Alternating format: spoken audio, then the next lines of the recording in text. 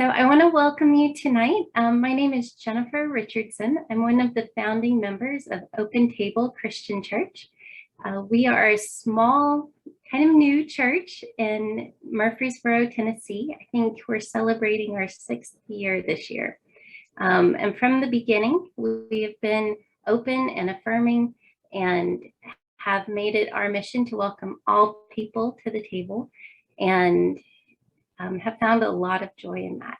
So our social justice team has decided, in the spirit of Zoom and all of the meetings that we've been having virtually, to have a panel and to explore non-binary terms and conversations and stories and learn how to build bridges with those in our community.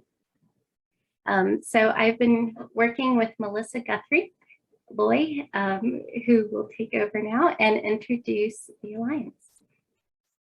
Thank you, Jennifer, and Open Table Christian Church. Friends, Open Table initiated tonight's conversation, and the Alliance is grateful for their witness in their area and now all over in living into welcome. As she said, my name is Melissa Guthrie Loy, and my pronouns are she, her, and hers. I'm in North Carolina, and I serve as the Executive Director and Minister with Alliance Q. I am eager to lean into the conversation, and so I am excited to say that Alliance Q does this welcoming ministry. We've been around for more than 40 years, and stories are truly what make a difference in our ministry. So tonight, we lift up the stories of our non-binary siblings, and we have Alysha Laperche and Elijah Burton. They will tell their stories, but Alysha Laperche has served with Alliance Q in a couple of capacities, making a deep and wide impact. Alysha served as a ministry intern with the organization and is currently a moderator with the organization. Elijah joined our council in leadership as our treasurer last fall, brings just a wealth of life and professional and spiritual experience and parenting, which will, I'm sure, be a part of the story tonight. I am grateful for their gifts, and I look forward to the stories they will tell. So Alysha, as we lean into the conversation, will you share with us why you're here tonight? Tell us about yourself, and our conversation will go from there. Hi, all. Good evening. As Melissa said, my name is Alysha Laperche. My pronouns are they, them, and theirs. I live in Fort Worth, Texas with my partner, where I work remotely with an organization called the Q Christian Fellowship. And as Melissa mentioned, I serve as one of the moderators for the Council of Alliance Q, which is our way of saying the board, basically the panel of leaders who help drive the organization alongside Melissa. And I'm here this evening because I was invited to come and share and talk a little bit about my life experience as an LGBTQ plus person of faith, but in particular as a non-binary person. Terms are nuanced and diverse in the way that we use language, but particularly I would describe myself as being genderqueer. I also go by non-binary. That's a fine way to describe my gender as well. And as a queer Christian, as a minister, as a person of a younger generation in the church, I'm excited to get to talk a little bit about what it's like being me. I can only really speak to my own experience, my own life in my body and my experience of the world, but I do hope to be able to have really fruitful conversations tonight, get to some good questions and answers is a strong way to put it, but questions and responses, talking through and seeing how we can make this not just the beginning, middle, and end of a conversation, but a launching point of education in the long run. So I'm really grateful that y'all are here. Thanks for making the time. And I'm excited to turn it over to Eli, if you'd like to introduce yourself and share a little bit about what brings you here this evening. like Melissa and Alysha said, my name is Elijah or Eli. My pronouns are he, him, his, or they, them, theirs. I see somebody leaning in, so I will try to speak up for you. I'm sorry. I am in the car because I multitask as a father of 6, and we are at a diving practice tonight. So the high school is behind me. I happen to parent one child who is non-binary. And so I bring that perspective as well as my own. Identify as a trans man, and my child identifies as non-binary at this point and uses they, them, theirs pronouns. I'm not sure if there's much else I need to share that will be formational for our evening tonight. But I'm a pretty open book, so if you do have questions, please share them with us tonight. Well, I'm curious what your experience has been like being transgender in the Christian church, and maybe what struggles you faced, what successes you've had, and if you would feel comfortable sharing that with us. Alysha, would you like to start? Sure, I'd love to. So first, to respond to your question, that's a great question. Personally, I don't identify as a trans person, but I'm aligned with the trans community under this big umbrella of being transgender, or otherwise known as not being cisgender. Anyone who aligns with the gender, the sex that they were assigned at birth in their identity is considered cisgender.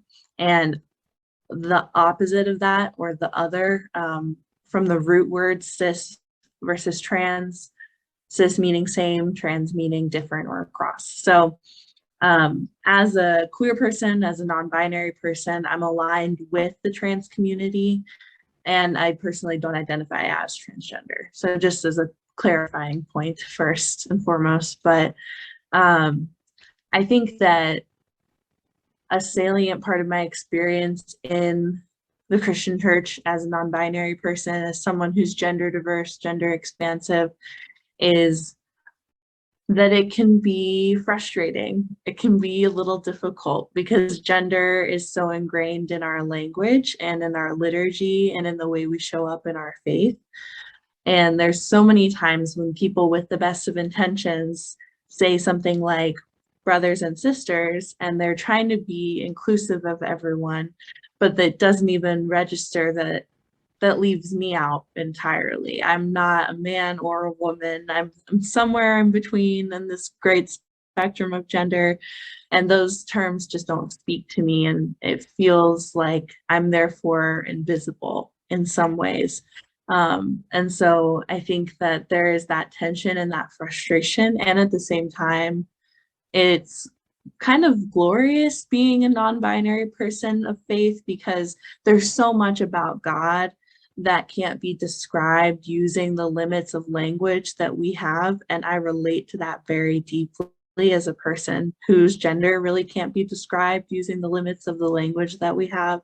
So I think that spiritually it's been discovering and coming into my identity as a non-binary person has been very fruitful, and I bring a lot to the church in that regard.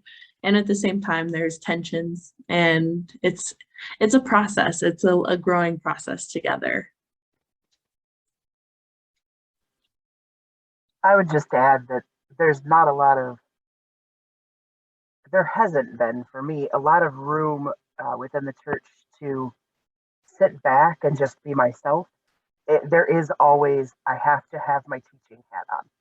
So as great as the experience is, and within the Christian church, there has been a lot of acceptance, but there is that expectation that I always have to tell others how to take care of me, tell others how to step into those spaces. But that comes in a lot of ways, a lot of places elsewhere too. That is not exclusive to the church. I was That was wonderful.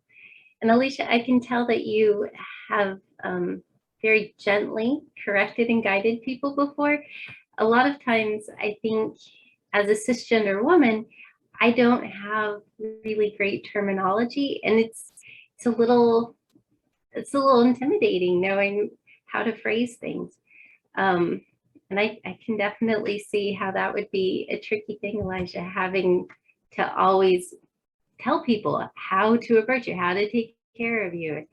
I'm curious what you all think we could do as members of churches, leaders in the church, what we could do to be more proactive about that, to make things easier and more accepting for you.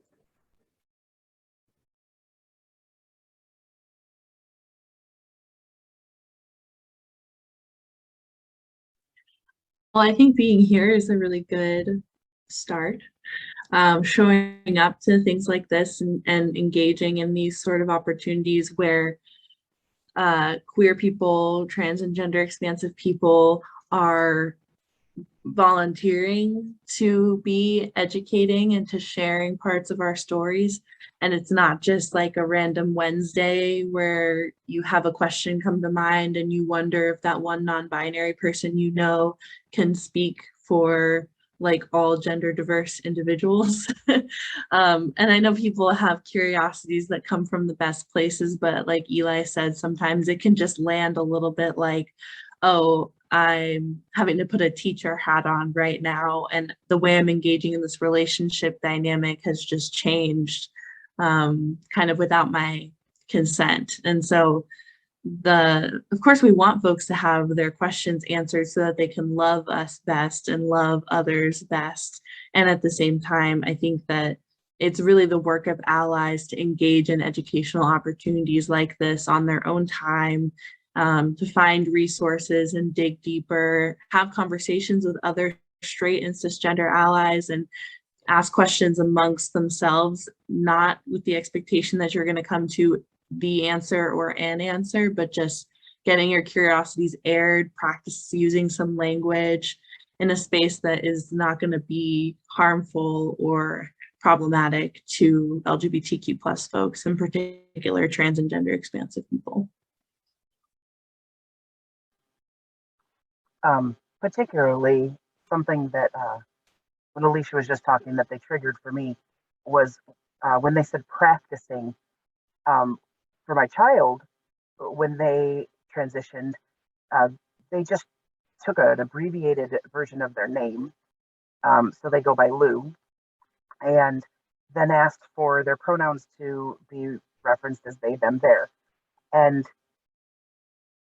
the biggest thing for them and for us is practice. It's literally the doing of. You cannot wait until you are in that space where you have somebody that has a pronoun that you're not familiar using in a sentence, or that, because he, she, they are just the tip of the iceberg when it comes to pronouns that people use. And so you can't wait until you're in that space for you to try to figure it out or to be able to get it right. Practicing on your own, reading a book, and notice how many pronouns there are and take them out, switch them all for they. It's become just a habit of mine now when I'm reading.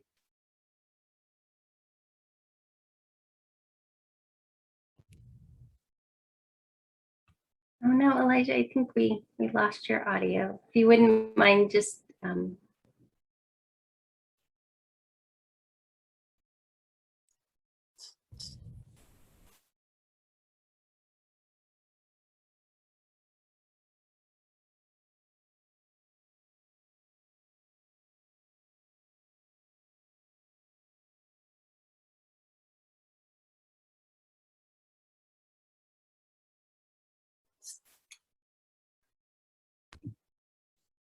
While Eli is working on sound, keep trying that, Eli. I wonder, Alysha, if you and Eli can jump back in, would say something about people using incorrect pronouns. I think you've each encouraged me in ways to have conversation with friends or siblings, strangers. If somebody uses the wrong pronouns or doesn't understand pronouns, what can allies do in those moments? Will you speak a little bit about pronouns? Yeah, I get asked this question a lot, and there's some nuance. So I want to definitely tread with some openness here. I think first and foremost, using someone's correct pronouns is a life-saving act, and it is something that makes a direct impact on their mental health and well-being. So if someone says, "Hi, these are my pronouns," or "I'd like you to start using these pronouns for me," it is your role as someone in their life who they've disclosed that to, shared that with, to practice using the correct pronouns and to try to build some consciousness so that when you mess up, not if, when you mess up, because you will, that you can correct yourself. Or also, if they correct you, that you can say, "Sorry, they," or "Sorry, he," to fix it briefly and then move on and make a mental note. Okay, I need to practice that. I saw something one time that said every time you mess up using someone's pronouns once, practice using them mentally correctly 5 times. And that's a way of teaching your brain, helping you to rewire those synapses so that you are not having to be so conscious about it every single time, but it becomes second nature eventually, because you use pronouns for everyone. It's just a matter of how ingrained our assumptions are about someone based off of how they look. And I saw a great question in the chat about gender expression that I'm excited to get to in a little bit. Something that people ask is, well, what if, I'm with someone else who refers to this third party gender expansive person and this other person misgenders them or uses the wrong pronouns? What do I do? So this is where being proactive is really important, because if you haven't had a conversation with the person who, for example, uses they, them pronouns and asked, "Can I use these pronouns with other people as well?"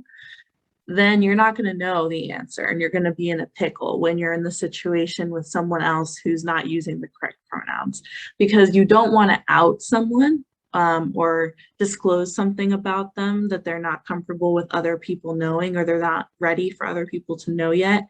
And at the same time, you consciously want to be very, respectful of their pronouns and understand that that's something that you want to be working on. So if someone shares with you, "Hey, these are my pronouns," or "Can you start using these pronouns?" in addition to, "Thank you for telling me that, I'm going to be working on using those, and I'm open to being corrected when I mess up, and I'm going to fix it when I mess up," you can also ask, "Can I use these pronouns with other people? Can I use these pronouns with the pastor, with your parents, with our friends, etc.?" And they might not know yet, but you asking the question opens that conversation so that it's not just like a one and done, and then you get into a pickle situation where you don't know if you should correct someone else or not. So if you've gotten permission to correct someone else, or the person is a very fully out in being gender expansive or transgender, as in that this other person knows, then it's definitely good and important to correct the other person on the pronouns of the person in question. But if you're not sure, and this person's maybe newly out, or you're in a situation where you're not sure if the person you're talking to knows, for example, that someone is trans or gender expansive, then you can just tread cautiously, use the person's name instead of using pronouns for them, and then make a mental note to follow up and ask the person with the pronouns in question that you're not sure about if you can correct other people or not. I hope that helps with answering that question. Eli, I'm definitely interested in your thoughts as well. Hopefully we can hear you. Can you hear me? Yay. Sorry, my AirPods just started turning on and off and on and off and on and off. So that was new. All I want to piggyback on that is, especially with youth, when we are dealing with anyone that, I say youth, but that is a very broad term to me. Anyone still living within the home or still reliant on or dependent on others, that we are very careful with that. So recently, my child is now in 7th grade, junior high. Their first GSA, which I found interesting, was originally a Gay Straight Alliance, and now it's the Gender Sexuality Alliance, which I thought was pretty awesome. They've had a few friends that have come to the meeting, and they started to share some information with me, kids I know from their history with things. And I'm sorry, I'll try to speak up. And I had to stop them and tell them that this wasn't their knowledge to share with me, and also that it could put them in a precarious place because I also know their parents. And so when it's a youth that you're involved with, making sure that you not only find out their name and their pronouns if you want to affirm them and if they want that for them, but when can you use those? Only in private conversation? Is this something you can use publicly? Do you need to avoid these things with their family for now? It's a very tricky area with kids, youth, anyone dependent on somebody else, but they need us just as much as, you know, Alysha needs us to affirm them. So.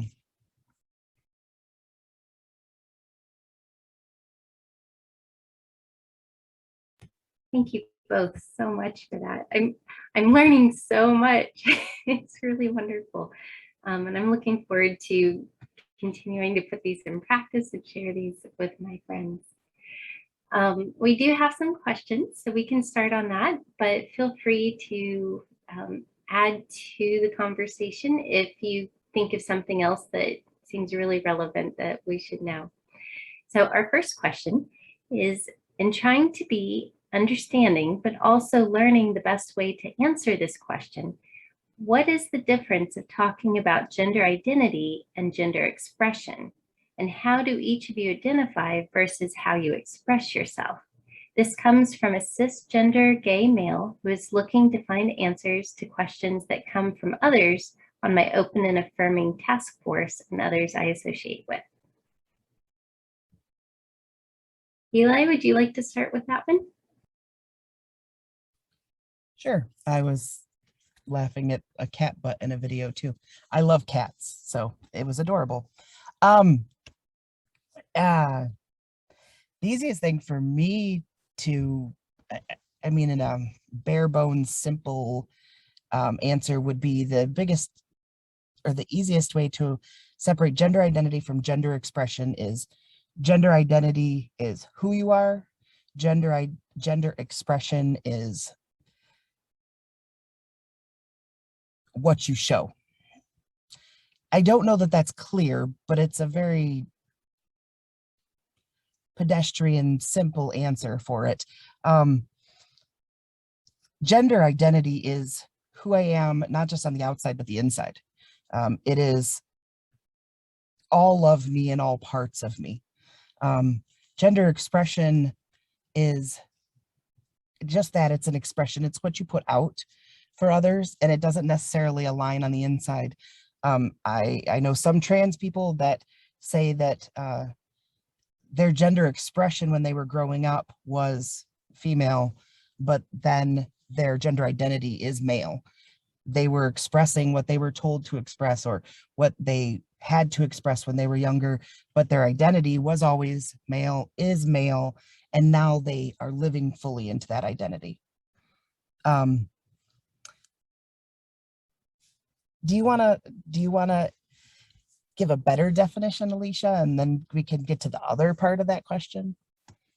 Well, I was going to say something similar. The gender identity is who I am on the inside. It's a construct of gender that I have and how I understand my gender. Everyone has a gender identity, not just trans and gender expansive people. So you've maybe never thought consciously about your gender identity before, but it is something that you have. And then gender expression is how I show up in the world, and how I'm perceived is a big part of gender expression and why gender expression is important. The gender that people associate with me when they see me, whether they know my gender identity or not, gender expression has a lot to do with that. So personally, my gender identity, like I said earlier, I identify with gender queer as well as non-binary, queer, and many different terms that basically kind of in that spectrum of like, there's not one particular word for what this middle space is between the polarized genders of male and female. I'm not some binary or monolithic third gender. That's not what non-binary is. It's not like a third gender option. It's a spectrum of genders within the broader spectrum of gender in general, where we have the poles of masculine and feminine. And then gender expression, I would say that I try to express myself in a pretty neutral way, but people perceive me as a woman, which is the gender I was assigned at birth. And we might talk about this more, we might not, but that causes some social dysphoria for me. Dysphoria is like a feeling of not rightness within myself. You might hear more about dysphoria from transgender folks, binary transgender folks, people who transition from one gender to another. There's a lot of talk about dysphoria in that community, gender dysphoria, but in general, I think that sometimes people expect me to present in a more masculine way because I was assigned female at birth and I'm non-binary. So obviously that means I'm gonna wear a pantsuit to my wedding and I'm never gonna wear a dress and I'm not gonna grow my hair long or wear makeup, but none of those things are true. My gender expression is definitely my choice, and it doesn't have to be a particular way to validate my gender identity. So that's where it can be interesting. I get questions about like transgender men who still wear makeup and wear dresses. People are like, well, why didn't they just stay a woman? It's because their gender identity as a man is not dependent on their gender expression or how they look, the way they present themselves. And nobody has to be a particular gender to enjoy masculine or traditionally masculine or traditionally feminine ways of expressing someone's gender. Thank you. They always make my words so succinct. I identify as a queer trans man, and the queer is not about my sexuality. The queer for me is about my gender identity because I am a trans man. I transitioned to being a man, a male, but I do not want to live fully within that male stereotype. I do not feel fully within that male stereotype. And so I identify as queer on top of trans man because it's that line again. It's that gender identity line. I'm not in one place. There is not a box here and a box here, and you have to fit in one. We're all somewhere in there. And yeah. Elisha, could you talk a little bit about what that's like in the role of a parent? Maybe when you're around other parents or when you're in situations. I know your bio says that you're a Girl Scout leader, so I imagine you have a lot of insight there. Would you share that with us? Yeah, I am a Girl Scout leader for well, they're now brownies, they're second graders. I've been with them since they started kindergarten.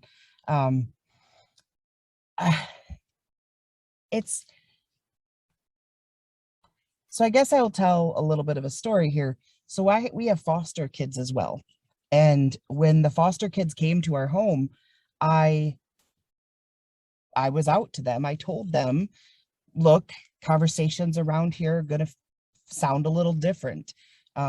First off, your sibling, Lou, is non-binary, and their pronouns are they, them. Even our 3-year-old twins can grab onto that. Our kids are doing okay. And I said, and I identify as transgender. So you are going to hear things about my life. You're going to hear that I was a Girl Scout growing up. I wasn't a boy in a Girl Scout troop. I was a Girl Scout. You're going to hear me talk about going to prom in my green dress. You're going to hear these things, and they are just a part of who I am.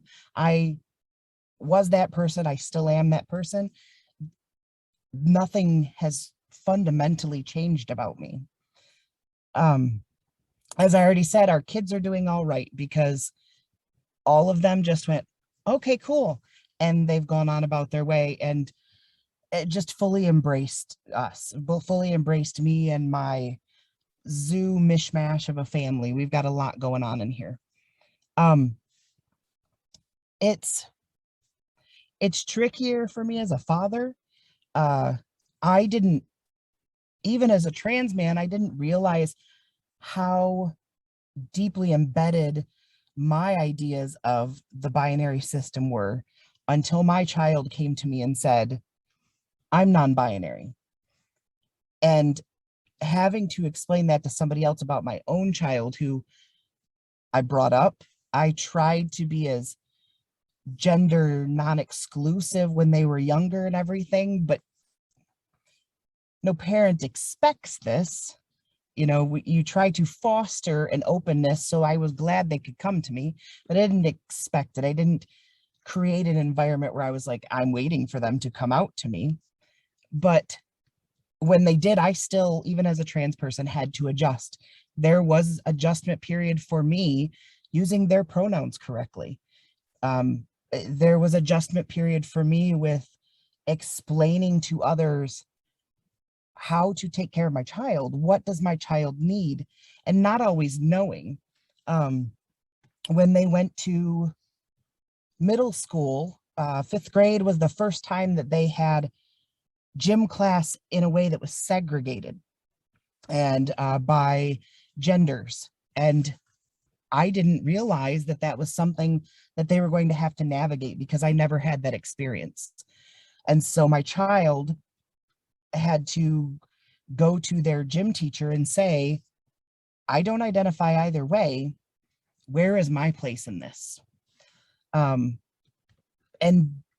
there's just eye-opening experiences over and over again being in this situation, and having Lou come out to me as non-binary and share that experience with me helped me to understand a little bit more why I don't just want to be labeled into that masculine box and where my queer identity comes from, because I am still the person that I grew up. And there are a lot of the indicators and the female things that when I grew up that I still want to hold on to and that I don't need to let go for anybody's sake. That's all my identity. And so that's where this interesting blend came for me. Thank you so much for sharing. I have more questions. I want to make sure we get to all of them. So the next one is, any specific educational resources you would recommend that you have found are especially helpful to give to allies to aid them on their journey of understanding?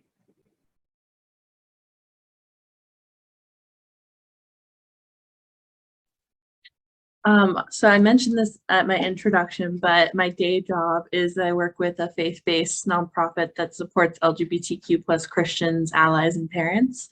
And it's called the Q Christian Fellowship. I'll type it in the chat for y'all. There's several resources on their website, and some are particularly for allies and for parents of LGBTQ plus people, as well as opportunities to join small groups and Bible studies with other allies and with LGBTQ plus people of faith. And I think at the end of the day, as much as I suggest, you know, Google something if you don't know what a term means instead of asking your queer friend, for example, right? Because you have those resources at your disposal. At the end of the day, what's really formative are spaces like this, in my opinion, spaces where you're interacting and you're relating to other human beings who have different life experiences than you, different intersecting identities, but ultimately we have a central connection point of our sense of faith. We have a central connection point in our humanity.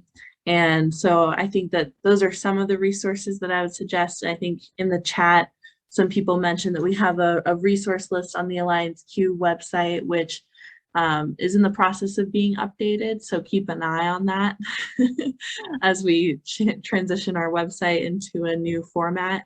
But there are some resources on there from like the Human Rights Campaign and other sites that have information about trans and gender expansive identities that you can use for professional or for personal use.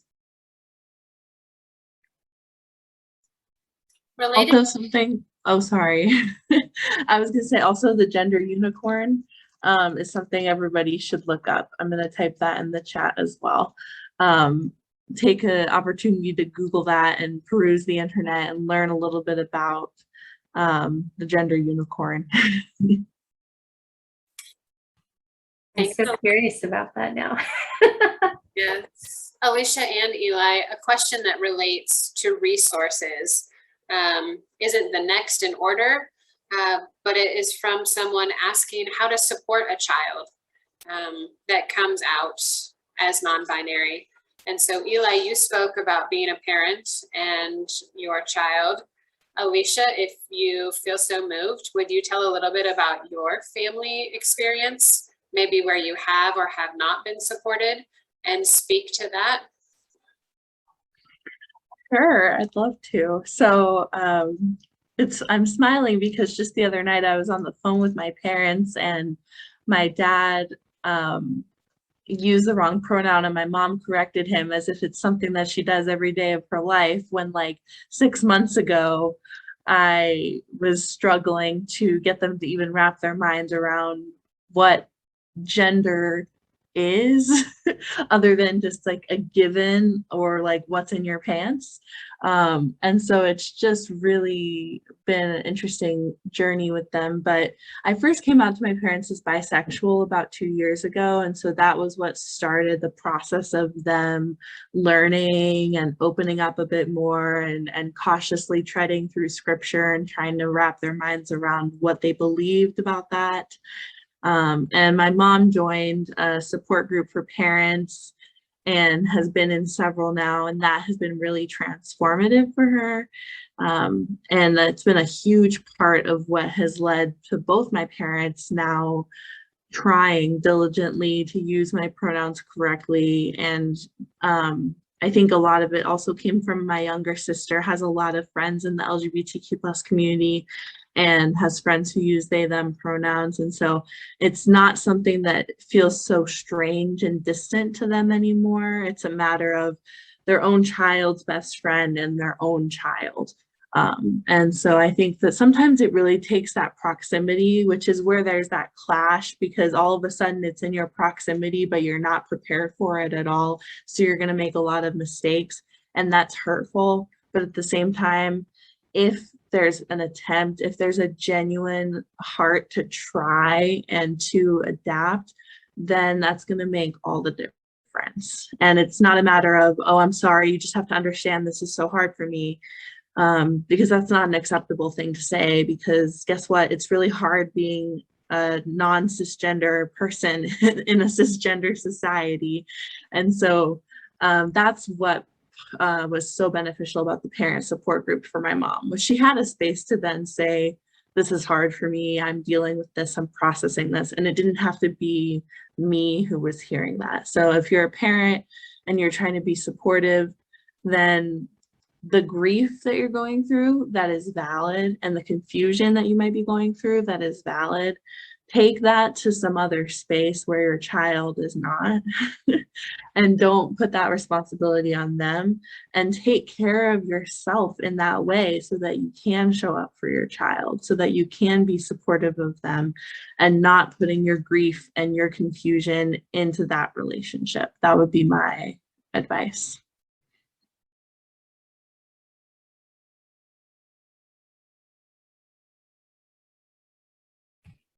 Elijah, did you have anything to add to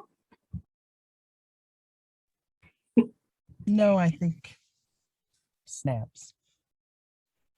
All right. Well, we do have another question about educational resources. This one, it says, from the queer Christian perspective, are there any authors or speakers who really resonate with y'all that you would recommend for allies?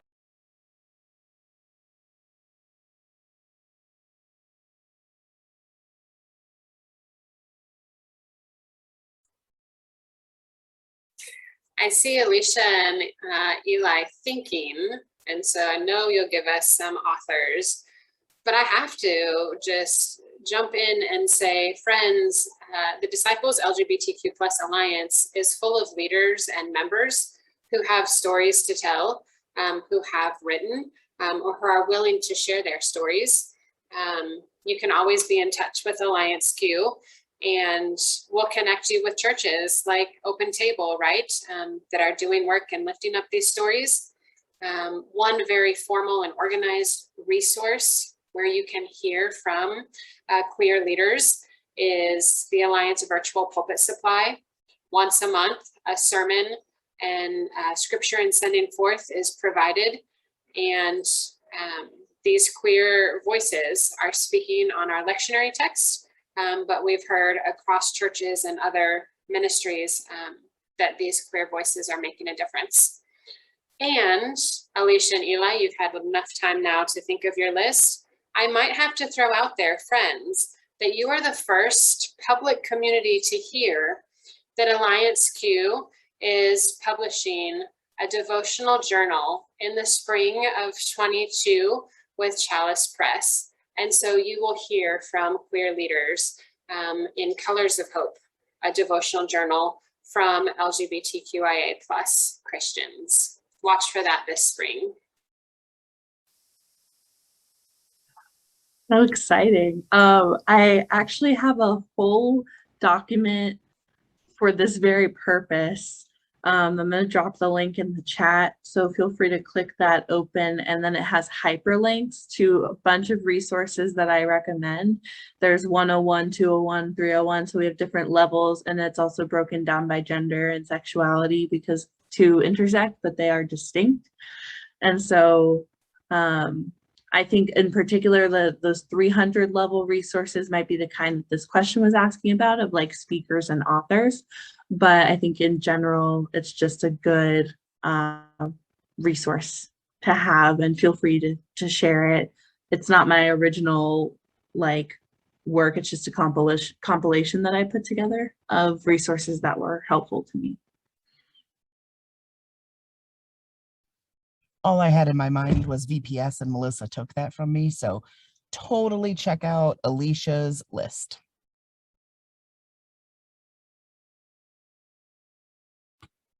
I love that. Thank you so much. Another question that we have is, if you're out at work or your professional setting, what has your experience been like with that?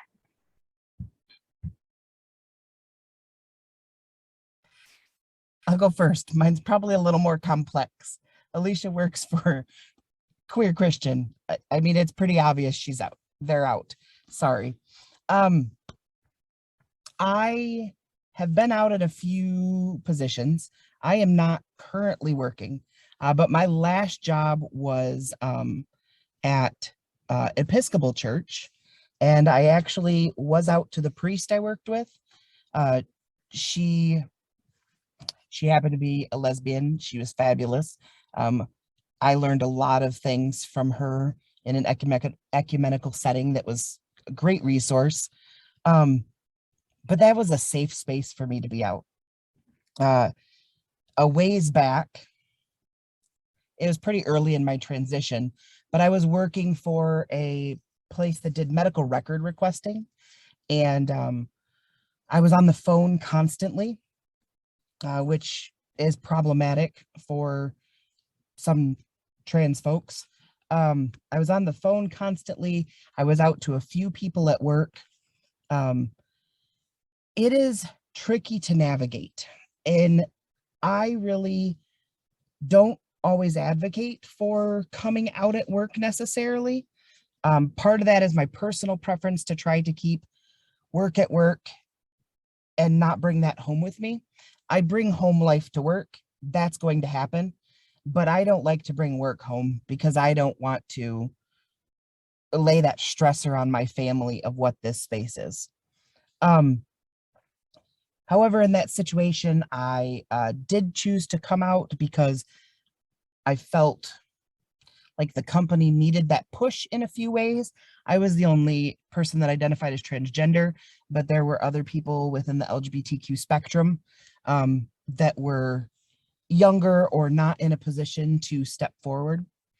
For the most part, I was quite accepted by my coworkers and such.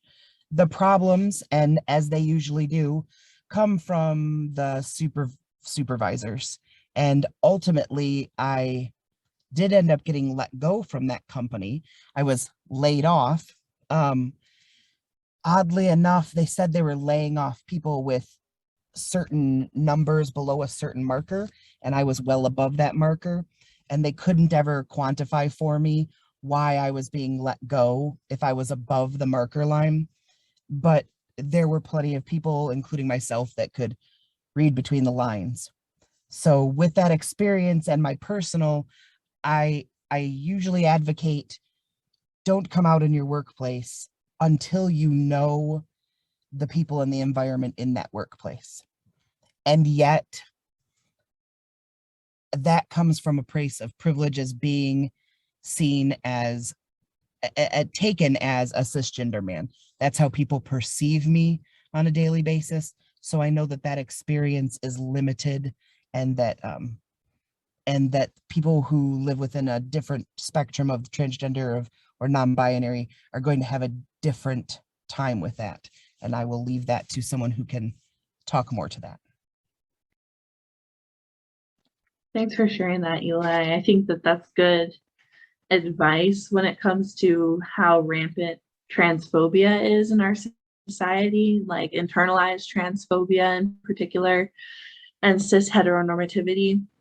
Let me break that down. Cisgender, so the assumption of the fact that you're going to be what the doctor says you are when you come out of the womb. And heteronormativity, heterosexism, being someone who is of one gender attracted to the opposite gender, being straight.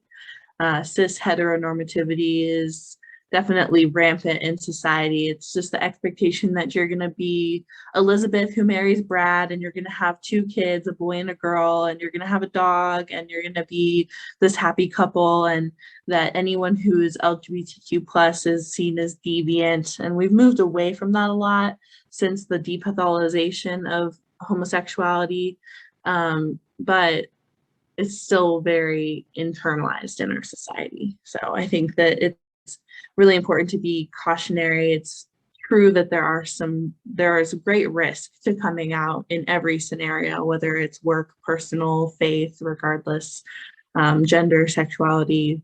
There's great risk to coming out, which is why it's such an honor to be in a space where someone comes out to you. I, like Eli mentioned, like I said before, I work with the Q Christian Fellowship, and so it's an LGBTQ plus based nonprofit. So I'm out in that organization. I've been out to them since I applied and have been in the hiring process with them. But even in the 1.5 years or so that I've been with the organization, it's not perfect. Just because it's other queer Christians and other queer people doesn't mean that I never get misgendered, or that there's never any internalized transphobia or internalized cisnormativity that comes up. And so I think that I'm not in any danger. There's no risk for me really as far as being out, but the risk is more, do I speak up? Do I correct my boss? Do I say something about that statement that was made that was pretty cisnormative? And even in our attempts to be extremely transgender inclusive, sometimes there's the gender expansiveness that can be a little bit overlooked, as far as the fact that there's more than just cisgender people and binary trans people. And so we really need to lift that up. And as a non-binary person, I feel like, again, it's that invisibility feeling I mentioned at the beginning, that I don't like that feeling in the pit of my stomach. But when I'm at work, even though it's a fully affirming organization, there's still that question of, do I take the risk? Do I say something? Thank you so much. We do have another question. It says, ever since coming out to myself as non-binary, I see a rigid, cisnormative gender binary reinforced in almost every setting. How do you stay hopeful and optimistic for change in the midst of a cis-sexist culture?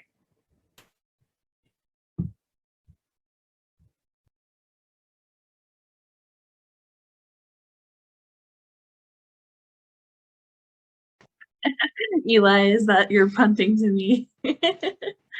How do we stay hopeful and optimistic for change in the midst of a cis-sexist culture? The honest answer is that I don't always. It's not possible to always be hopeful and optimistic about it. And I think that there's something holy and even part of our wholeness about lament and grief. And on the other hand, I think that humor is a big part of it for me. Making jokes that other non-binary and gender expansive and transgender people would relate to or understand, but that to a cisgender person might sound like an oversimplification of gender, or I don't know if that makes sense. So for example, I'm bisexual. That's important to me. There's a lot of biphobia. There's a lot of erasure. But at the end of the day, if I'm making a joke with one of my friends, I'm going to say something like, oh, it's because I'm super gay. It's not because I identify as gay. It's because I'm like using shorthand for, so to speak. And it's like an internal way of communicating within the community. And it's like a sense of humor type of a thing. I can't think of an example right now when it comes to my gender other than like, oh, my gender is like a bag of snakes. My gender is like this pasta sauce. Like, it's just ridiculous in a way, but it's humorous and it keeps us laughing. And I think that keeps me engaged in hope, because at the end of the day, who's to say that my gender isn't this jar of pasta sauce? Like, if it was, that would be valid as heck. And it would be just as confusing as how I actually describe my gender to the average cisgender person. But I think that lament and understanding it's okay to not be hopeful, as well as finding some humor and trying to find some joy within the community, because queer joy is resistance to that cis sexism and heteronormativity. I already alluded to this a little bit, but I find hope also in our youth. Odd situation, but the first day that my children's GSA met after school, they actually can't like close school early because they don't have air conditioning and the heat index was rising. And so they said, hey, we're closing school, but if you want to stay for the GSA meeting, we'll still have it. They had about 40 kids show up. I keep holding hope in our kids that they are doing great things at a younger age. And sometimes that's scary as a parent to see my young child having to step into some of these arenas that I myself didn't step in until I was older. But it also gives me hope that change can keep coming and that maybe we will get there in my lifetime. But it might not come at the hands of us old folk that think we know what we're doing. We have a family friend who has a child who's transgender, and they're very young. Like, I want to say they're under 10, and they are so proud of it. They have shoes with like the triangle on it, and they have the shirt with the colors, and they are just embracing it so fully. And in talking with the parent, she said it was just heartbreaking when this child is around others who are like, well, my parents said I couldn't play with you. And she's like, as a kid, that just would have crushed me. And the child was like, oh, it's okay. And they went and found another friend. This new generation just fills me with so much hope and inspiration. So I'm so glad you mentioned that. But I think sometimes it's almost more terrifying for the parents watching the kids go into it. I can certainly identify with that. Um, we have another question, and this one is very dear to my heart too. It says, if y'all are comfortable, could you both or either one of you share the things people have done in your professional or faith lives that have helped with the feeling of support and belonging? I know at Open Table, our acceptance has been baked into the DNA of the church, though I don't know that we always get it right, and I know we could always do it better. So it's always really helpful to know what does create that sense of support and belonging.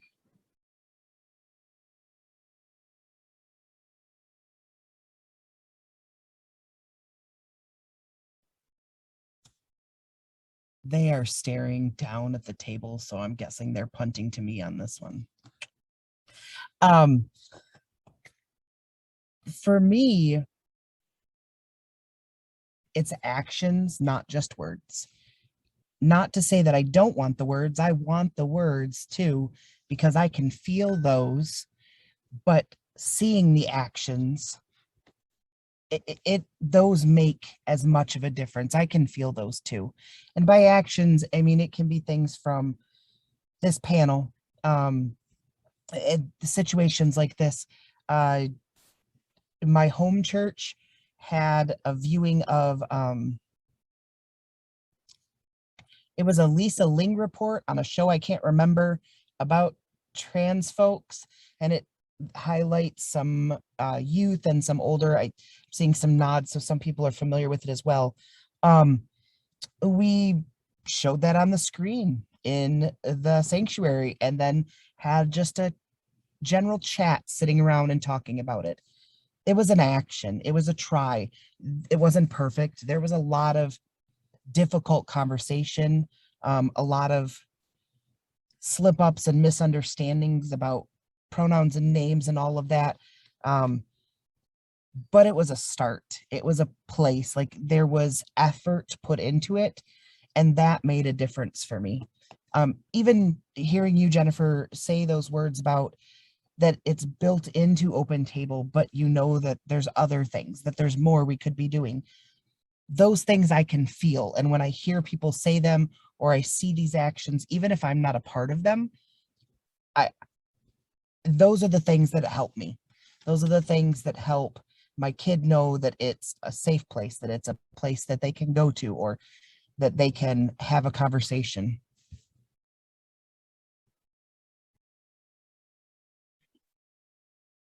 Thanks, Eli. I think it's words and actions. And for me, I was gonna take a different angle and say for me, it's a lot about the words, as much as I think actions are really important and necessary personally, as far as feeling belonging and inclusion. And this is personally, so like don't take this and run with it as if it's every non-binary person, but I really like being asked questions about my experience, my faith journey, my identity, because it makes me unique. I do bring specific things to the church and to the table of God and to the family of God because of my lived experience in this body with this gender identity in this world as a person called to ministry.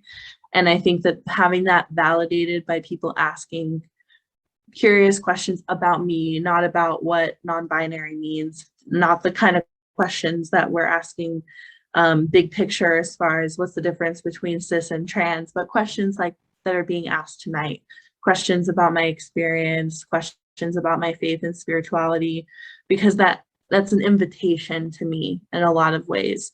It shows me you would like for me to bring to the table what I have to offer, because it's not something that I can just safely assume is wanted because of the experiences that myself and many other LGBTQ plus Christians and people of faith have had in faith-based spaces. Even if you're an affirming church and you have a rainbow flag and like you're doing all that jazz, there's still an internal sense of questioning about how safe and validated someone is as an individual in that space. And that's coming from a place of being trauma informed. So I think that for me, getting asked those kinds of open questions, being invited to participate in things, not just queer things, but in the life of the church and in ministry, being invited and being thought of just like anyone else.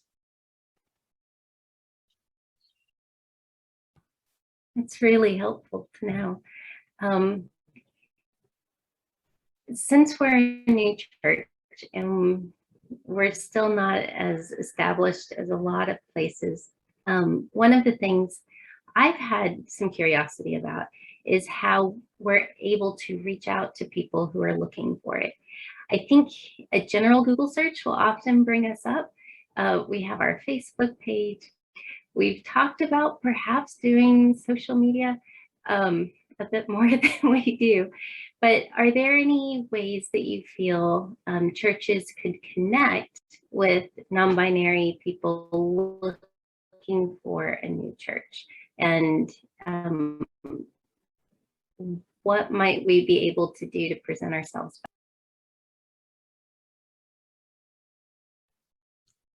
I have a thought on this.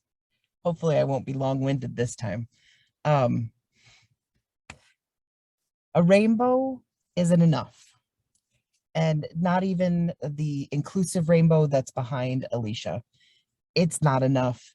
There are lots of churches and Christian organizations that say that we accept all, and they put a rainbow out there and they go, we're going to bring in the gays.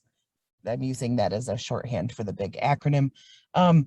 It doesn't work for me. For a lot of people I know, when we're church shopping or we're looking around, if I go, you say social media, if I go to like your web page or something, I want to see the language in there. I want to see the intention that you sat down and said, you know, we affirm all people, their whole selves, their, you know, them, not just he and she.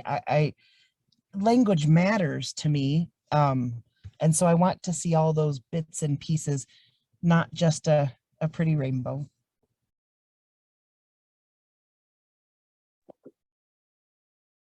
Definitely agree. I also think that like showing up.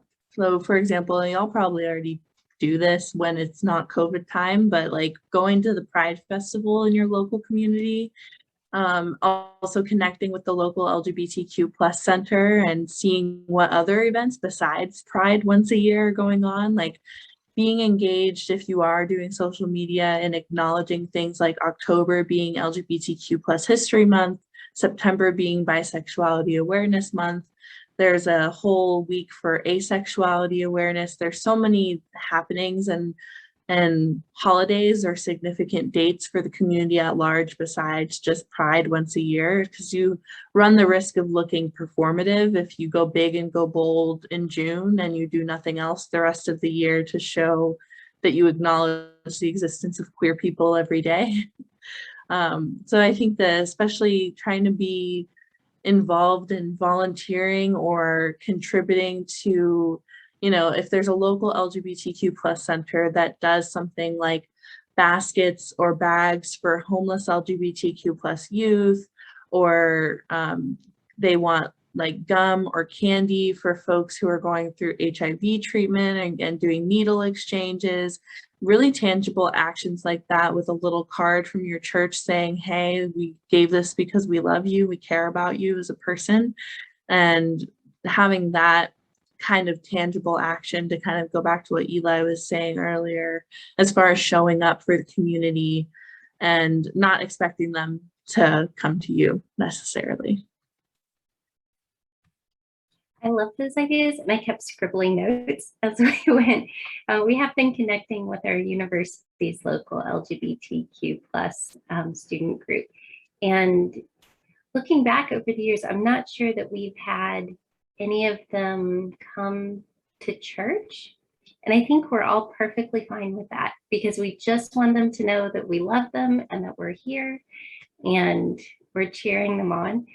And so, yeah, I'm looking forward to our social justice activities coming up and what we can do. And I'll be looking for more of those groups. Thank you so much.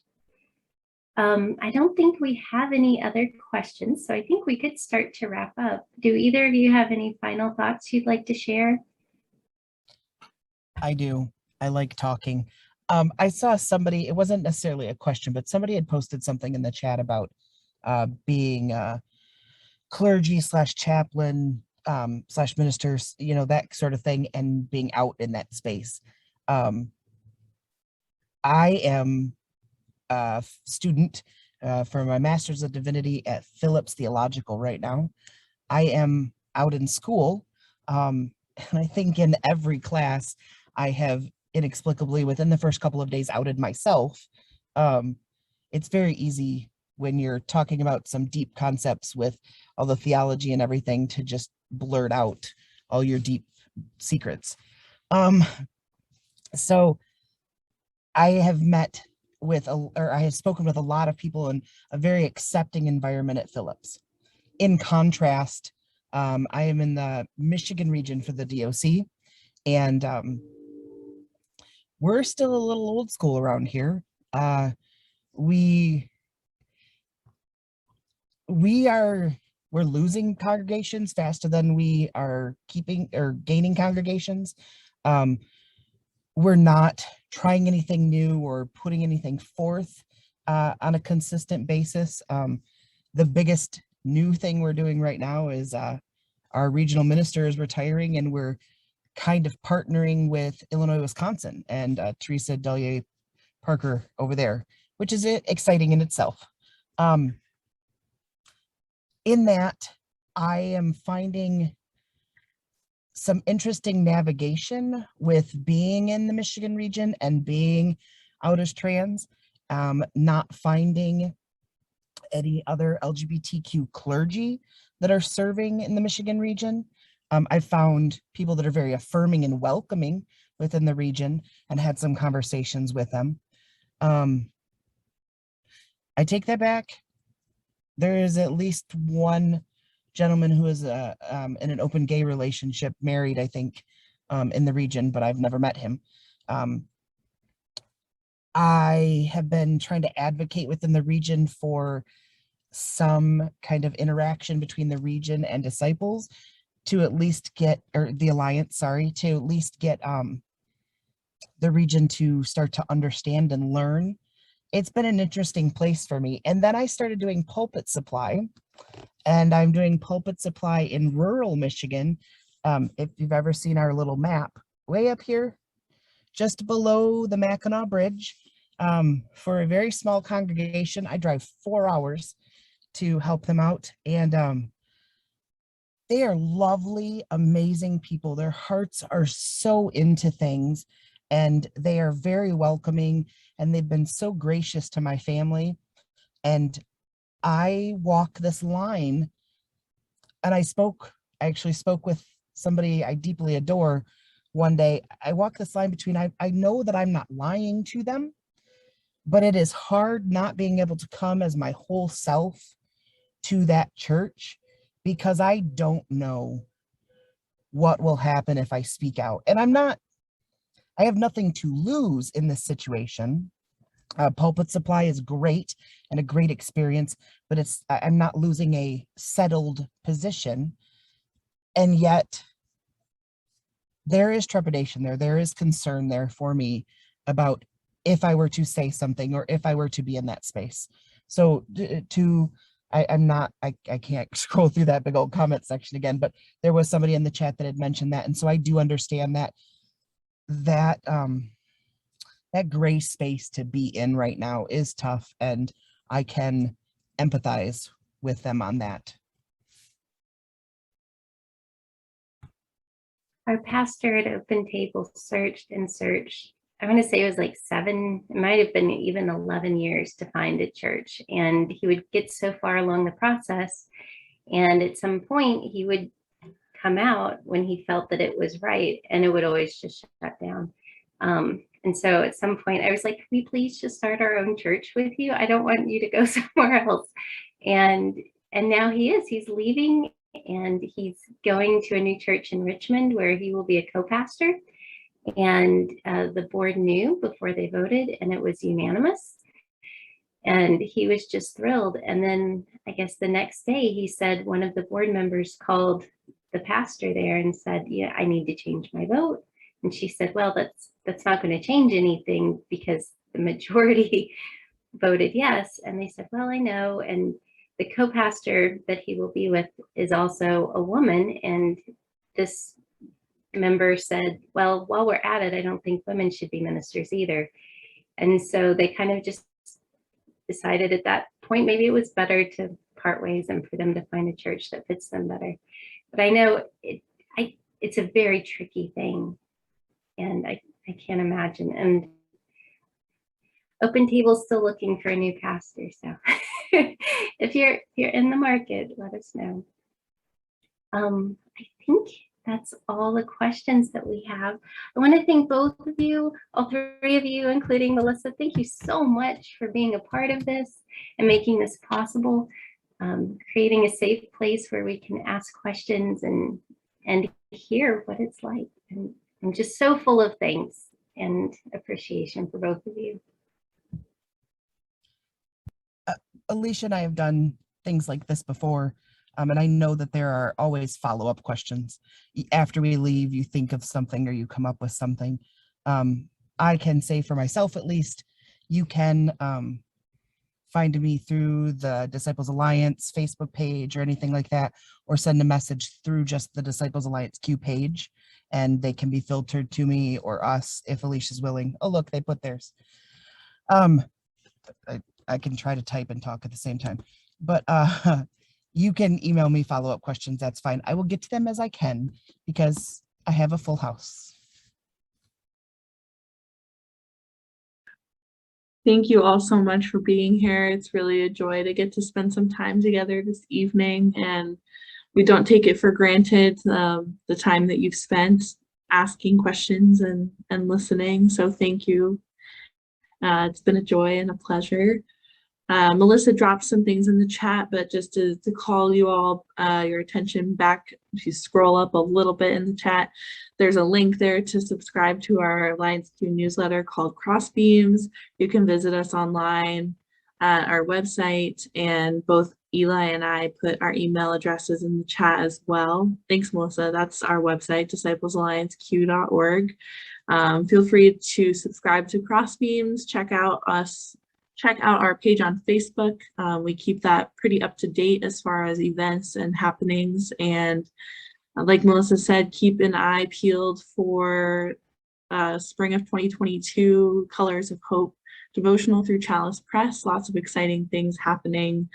Thank you so much, Jennifer and Open Table Christian Church, for inspiring this to happen. We really appreciate it. It's always a good time when I get an excuse to spend time with Eli on a weeknight. So thank you.